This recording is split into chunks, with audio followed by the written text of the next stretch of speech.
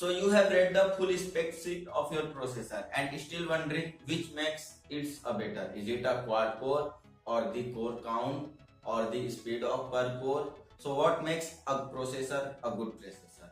So let's break it down in this video.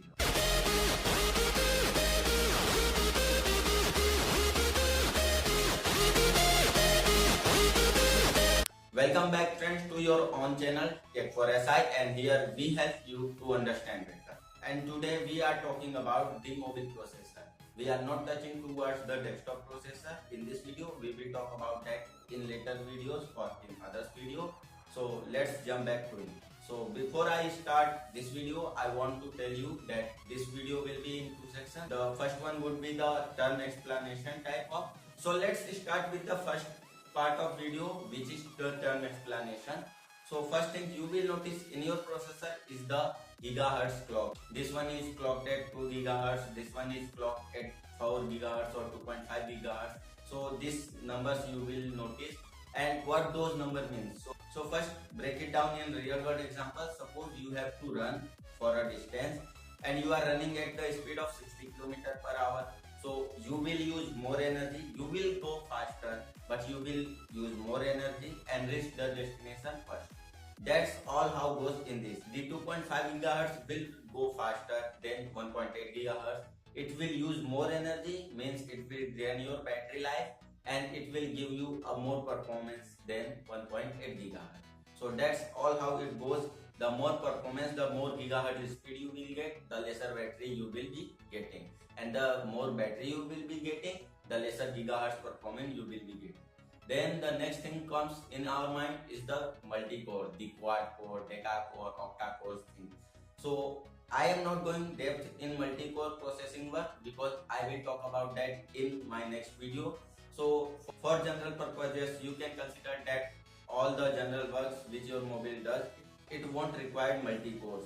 It won't require quad core or deca-core or any octa-cores. It just works on single cores until and unless you are doing a video encoding or video editing on your mobile. So that was about multi-core.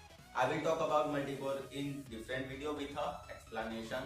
So stay tuned for that. And going to the next thing which you will be saying, that architecture, the 14 nanometer, 10 nanometer and whatnot. Suppose you have to go on to where one is for 14 kilometer and other one is for 10 kilometer. So if you have to go on 14 kilometer one, then you have to go longer. You will use more energy and you will take more time to reach out the destination. While on 10 kilometer you will reach a bit faster on destination. You will use a bit lesser energy than the 14 kilometer and you will reach your destination a bit earlier than 14 kilometer.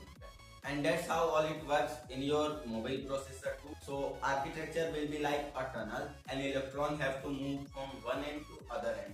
So if the tunnel will be of 14 nanometers, so electrons have to move longer. It will take time to go there, it will drain more battery life and whatnot, which we have talking about in our real world example. And if electron have to go in 10 nanometer tunnel, it will use less time, it will go faster, it will save your energy. So that's how the 14 nanometer, 10 nanometer architecture works in it. I have left at some point of Cortex core and the F53, F57. I will talk about all these things in later part of video or in second part of this video. So I am leaving all these things because the video will be going too long if I will be explaining all that. So coming back to the real world example or the part 2 of video. So what all those things which your processor controls.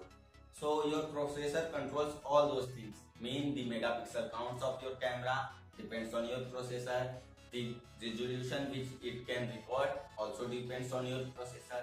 The resolution at which your screen can be 2K, 4K or Full HD, it also depends on your processor. From a bottom to the top, all those work which done by your phone has been done by your processor. So getting a good processor is important, and especially for your smartphone it is very important. So let's talk about all those numbers which we have been talking about in earlier part of video, the gigahertz and the battery life count. So considering the conclusion of all those numbers will remain you to the point you have to get a better clock speed as well as a better battery life. No one wants your phone performing very well and it will drain out in 15 minutes. as well as no one wants to performing your phone very slow and it will go for 3 days.